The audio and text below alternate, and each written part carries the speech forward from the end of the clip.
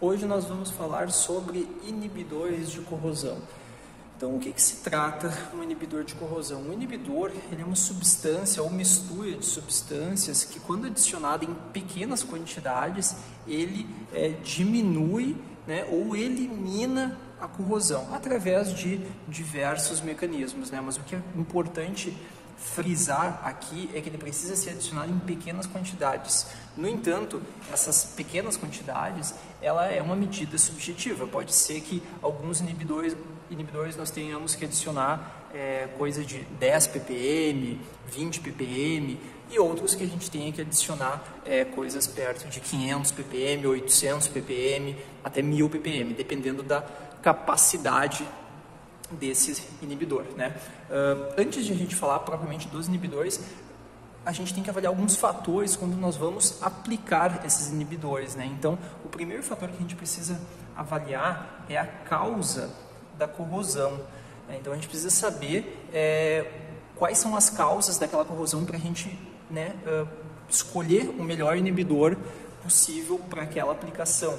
Segundo, custo dele. Então a gente tem que fazer um balanço para verificar se o custo que a gente vai ter com a aquisição do inibidor, a aplicação dele, né, toda a manutenção que ele gera, esse custo ele vai ser menor do que o custo de substituição desses dispositivos corroídos, né? E claro que tem outros fatores envolvidos. Então, quando tem questões de risco de acidente, né, de quebra de algum material de segurança e tal, então essas coisas precisam ser todas levadas em consideração, né?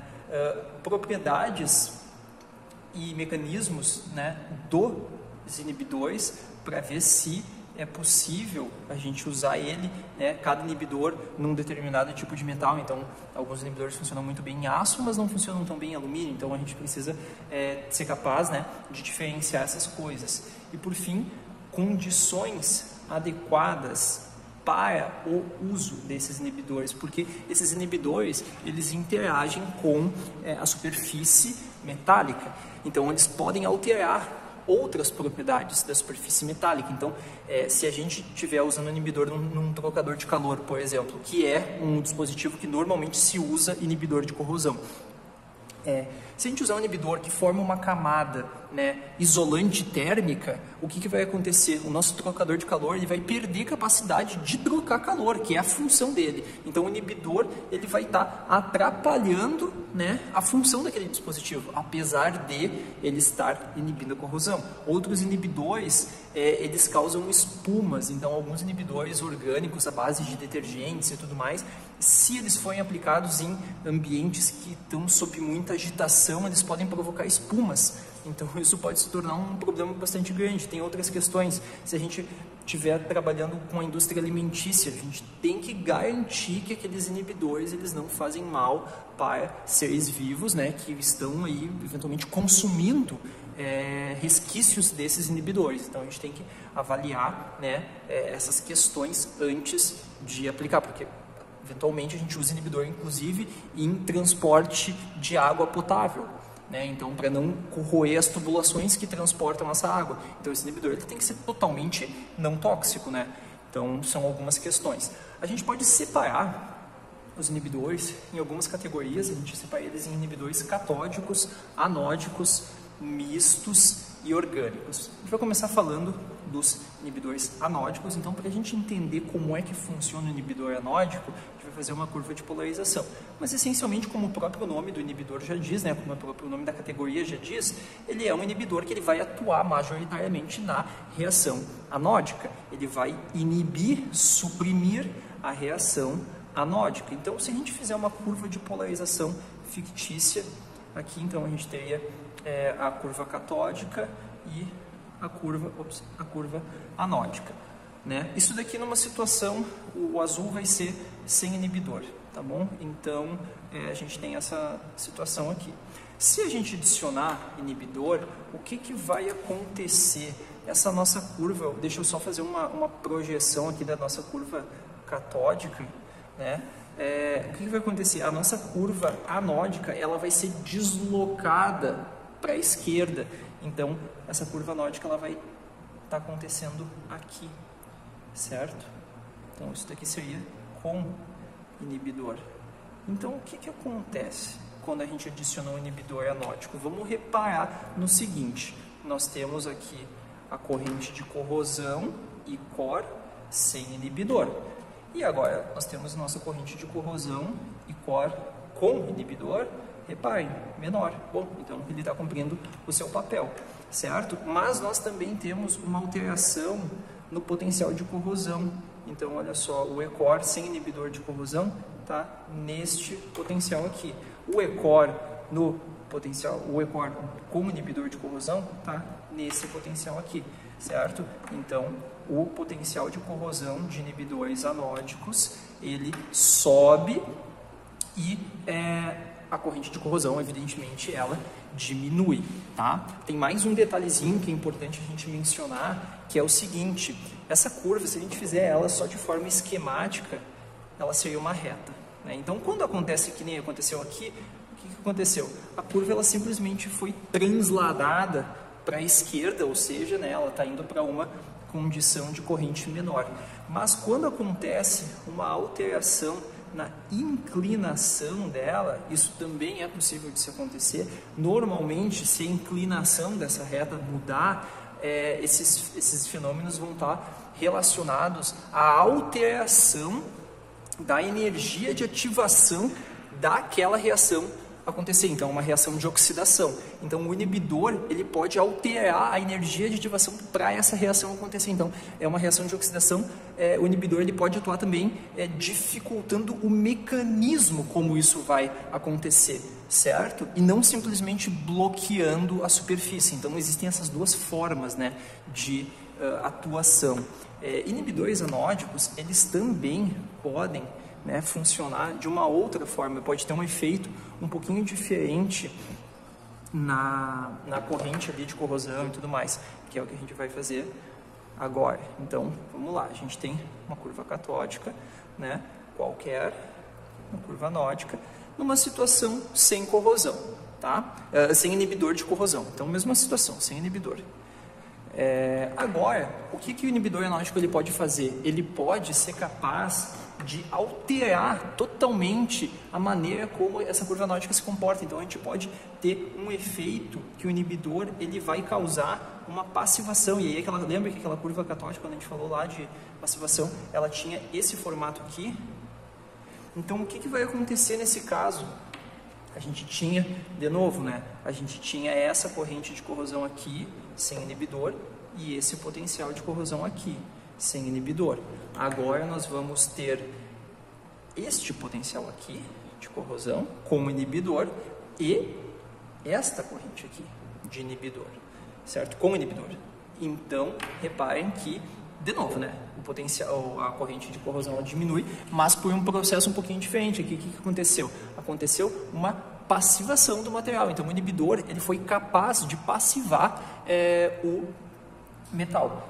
Agora vamos falar sobre alguns exemplos, né, de inibidores de corrosão, e a gente também pode separar ele em dois grandes grupos, que são os oxidantes e os não oxidantes, ou pouco oxidantes, alguns gostam de chamar. Os oxidantes, existem dois exemplos muito fortes, mas que também não são mais muito usados, que é o nitrito e o cromato.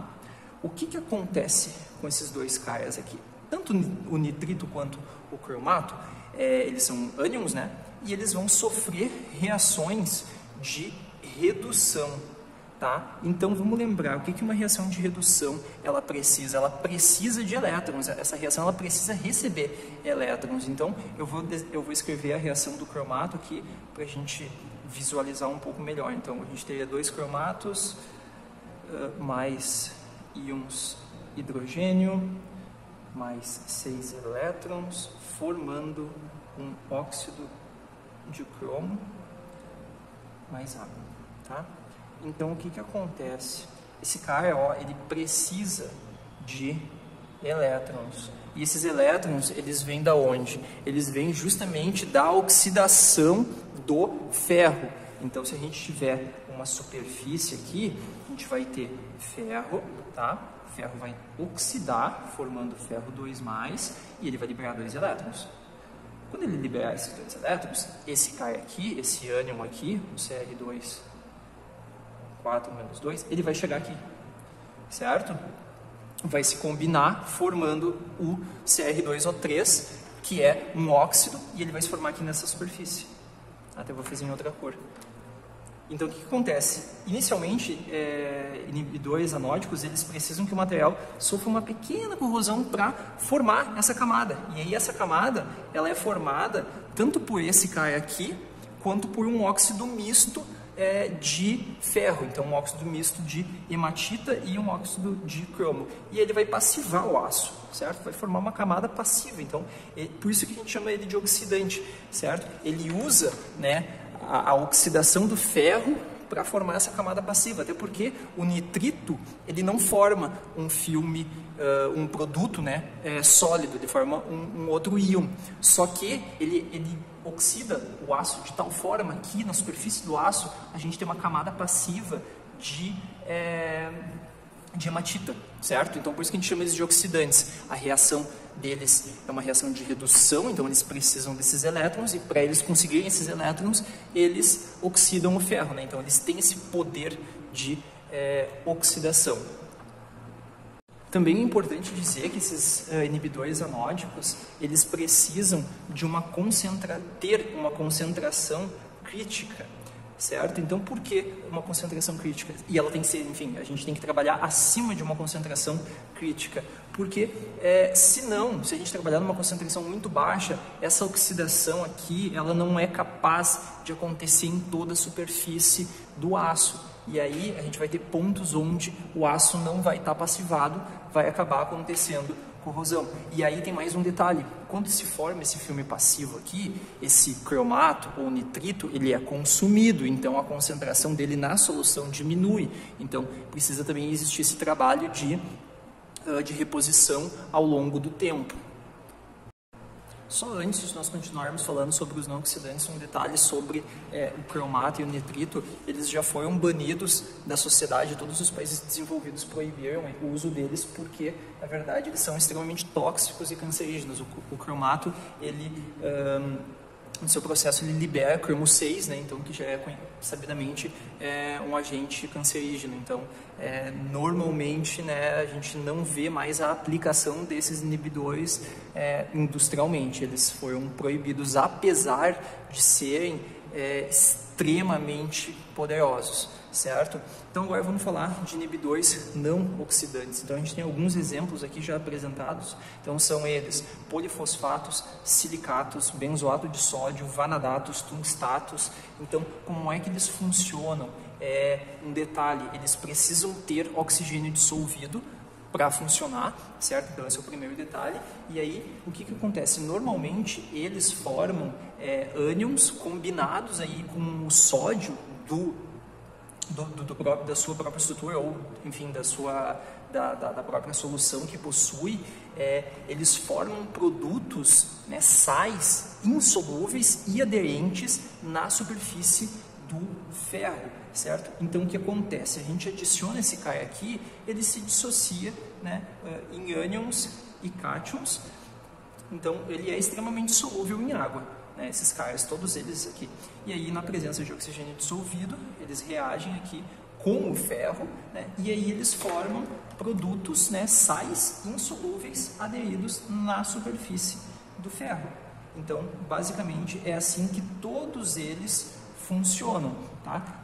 O oxigênio dissolvido, né, o mecanismo de atuação desses caras ainda hoje é um pouco obscuro, mas acredita-se que a presença do oxigênio é para a gente dissolver, para a gente oxidar o ferro de ferro mais 2 para ferro mais 3, certo? Porque esses sais insolúveis que se formam com esses caras aqui, né, com os ânions desses caras, eles são sais insolúveis com o ferro 3 e não com o ferro 2, tá? Então, isso daí é um detalhe importante para a gente frisar. Aqui tem algumas diferenças, né? Então, os polifosfatos, silicatos, tetraboratos, eles podem ser utilizados em baixas concentrações. Então, a gente pode utilizar eles para inibição de corrosão de grandes volumes de água. Então, suprimentos municipais de água, né, potável e tal, a gente pode utilizar esses CARs porque a gente consegue usar concentrações, até vou colocar aqui, 1, 2, 3, 4, 5, então são ppm, certo? Isso daqui seriam gramas por decímetro cúbico, então de poucos ppm a gente poderia usar que eles já são eficazes. Já o benzoato, a gente tem que usar concentrações bem maiores, 15 gramas por decímetro cúbico. Então esse CAR aqui ele é utilizado em sistemas com pequenos volumes de água, então, e sistemas que têm recirculação de água, né? Então que aquela água não é renovada, né? Então é sempre a mesma água gerando. Os vanadatos e tungstatos eles são bem menos utilizados, tá? Eles têm um pouco de propriedades oxidantes, certo? Eles atuam parecido com isso daqui, mas eles têm potenciais redox maiores. Então, eles, além de reagirem, né, dessa forma, eles ainda têm uma certa capacidade de oxidar o metal para conseguir fazer essa formação desses sais insolúveis com ferro 3+. Agora vamos falar então de inibidores catódicos. Então, como o próprio nome já diz, são inibidores que eles atuam na reação catódica. Então, eles suprimem, né, a reação catódica. Então, a nossa reação catódica seria essa daqui, tá? E aí, quando nós adicionamos o inibidor, o que acontece é que a gente desloca essa curva aqui para trás, né? Então, acontece esse efeito aqui. Então, acontecendo esse efeito aqui, reparem só, né, no comportamento aí do potencial de corrosão. A gente tinha esse potencial de corrosão e agora nós temos esse potencial de corrosão. Então, o potencial de corrosão fica mais negativo, tá? Naturalmente, né, a corrente de corrosão também, ela era uma corrente de corrosão que estava aqui, ela veio para cá, a corrente de corrosão diminui. Claro, né, o que pressupõe, né, que ele vai diminuir. Exemplos, né, desse CAR aqui são os polifosfatos. O que acontece? Esses polifosfatos, na presença do cátion Ca2+, eles formam íons positivos, tá? E esses íons positivos migram, né? Então, devido à diferença, a forças eletrostáticas, então o cátodo ele é o CAR que está carregado negativamente. Então, esse CAR está carregado negativamente, o polifosfato mais o cálcio, eles vão migrar aqui, tá? Para esse microcátodo e eles vão se depositar aqui, certo? E aí, na verdade eles não vão se depositar. Como os microcátodos, essas regiões, normalmente elas possuem um pH local um pouquinho maior, o que acontece é que precipita, né, cálcio, sais de cálcio nessa região, tá? Então é devido a essa diferença de pH. E aí o que acontece é que a reação catódica, que normalmente é essa reação aqui, aquela que a gente já conhece, né, de redução do oxigênio, mais 4 elétrons, formando 4OH-. Então essa reação aqui, ela forma OH, então o pH sobe, tá? E aí como o pH sobe, esses CARs se precipitam e aí acabam, né, fechando, eles vão fechando, né, a superfície e aí começam a formar uma barreira para a difusão do oxigênio. Então a reação catódica ela vai ficando cada vez mais difícil de acontecer. Então essencialmente é assim que funciona. Existem alguns outros exemplos de inibidores catódicos. Então o bicarbonato, né, ele também funciona essencialmente da mesma forma. A diferença é que o bicarbonato ele reage com o OH, né, formando um outro produto que inativa aquele sítio catódico, tá?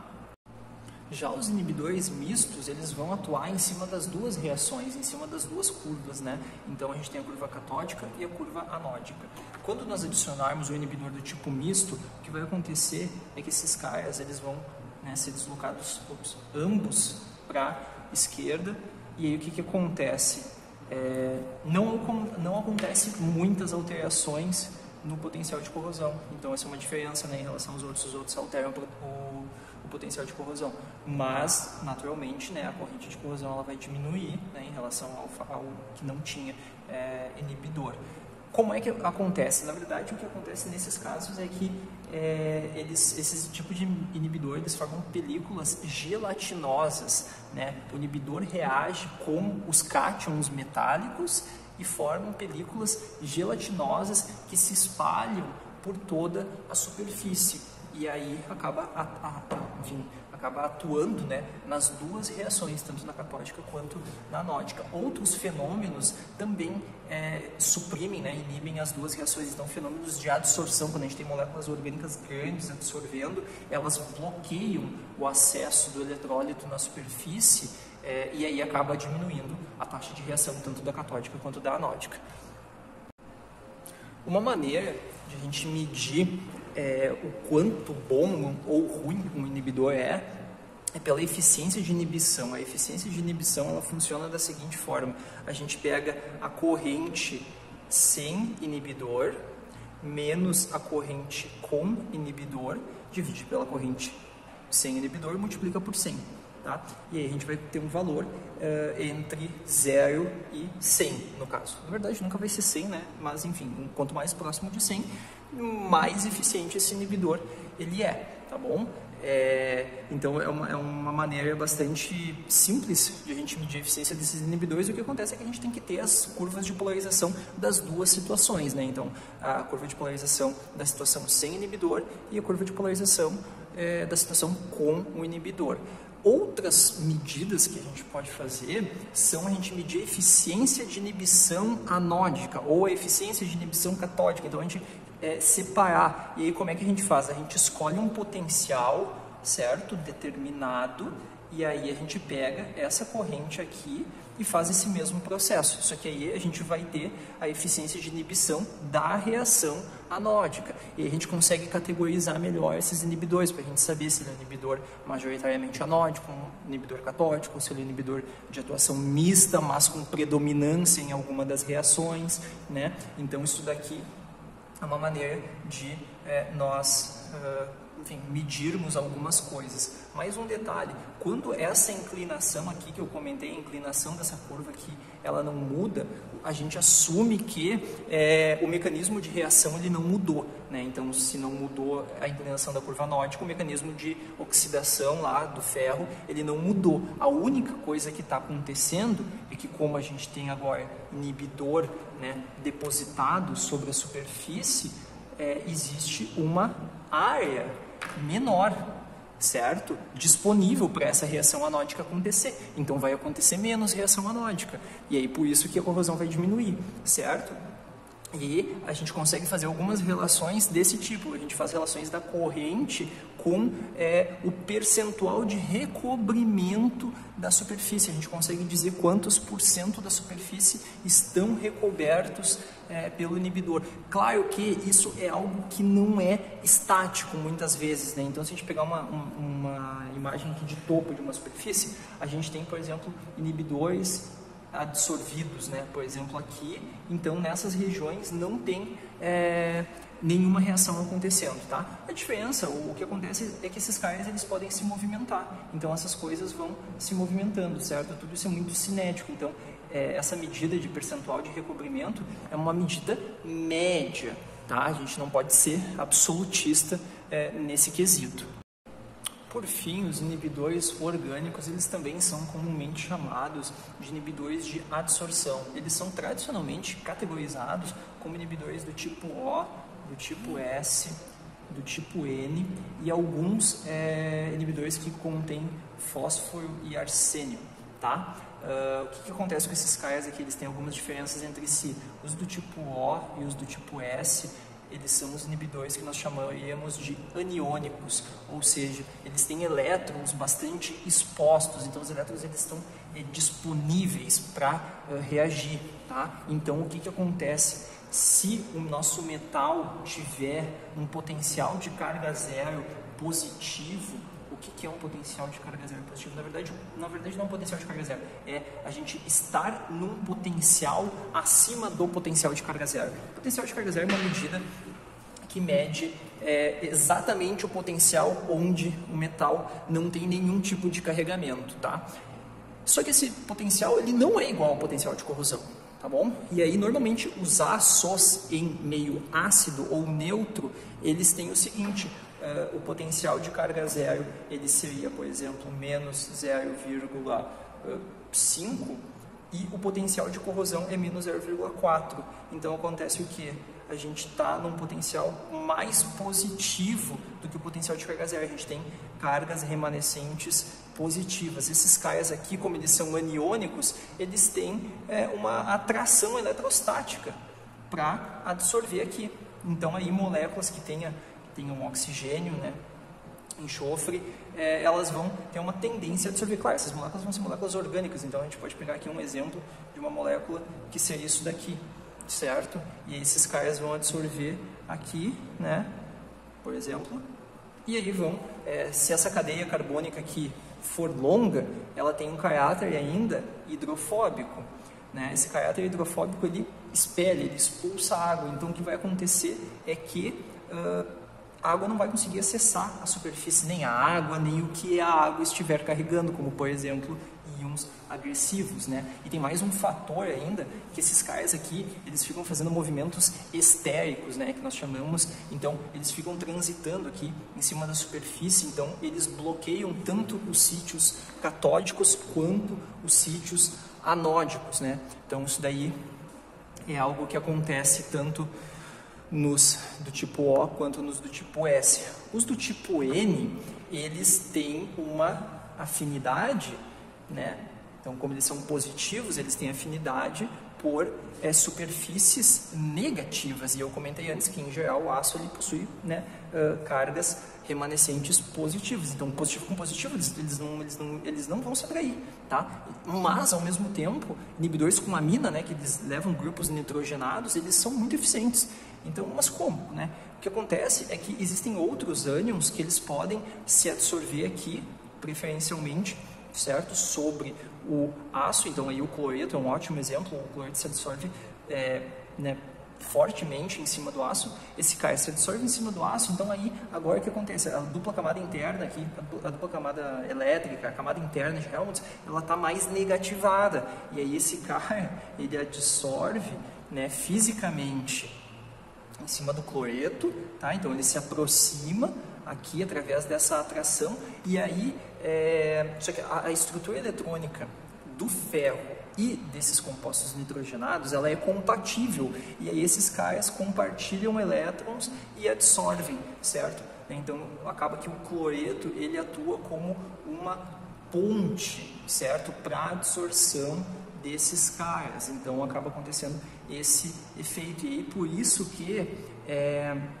normalmente inibidores orgânicos, né, especialmente os à base de amina, então que possuem grupos nitrogenados, eles funcionam muito bem em ácido clorídrico, tá? Porque tem essa questão do cloreto conseguir absorver muito bem na superfície do aço. Já se a gente colocar esse mesmo inibidor numa solução de ácido sulfúrico, o íon do sulfúrico, ele SO4 menos 2, esse caia aqui, ele não tem todo esse poder de absorção aqui, certo? E como ele é uma molécula bem maior, essa carga negativa dele é bem mais dispersa, ele não funciona muito bem como uma ponte, certo? E aí acaba que ele não tem a mesma eficiência. Então, tem mais essas questões que a gente tem que sempre avaliar. O inibidor ele tem que ser compatível com o meio. Então, o meio ele pode influenciar a eficiência do inibidor, tá? Então, são alguns pontos interessantes. Outras características de inibidores orgânicos podem influenciar. Então, o que pode acontecer às vezes também é que a gente tem umas camadas aqui, né, hidrofóbicas, mas aqui a gente tem pontas polares, tá? E aí acontece um empacotamento de várias camadas, tá? Apolares aqui, então essa camada vai ficando cada vez maior. Isso daqui tudo é apolar, ou seja, hidrofóbico. Então a gente vai afastando cada vez mais a possibilidade da água acessar essa superfície, tornando, né, o inibidor mais eficiente com o passar do tempo, o que acaba sendo bastante interessante.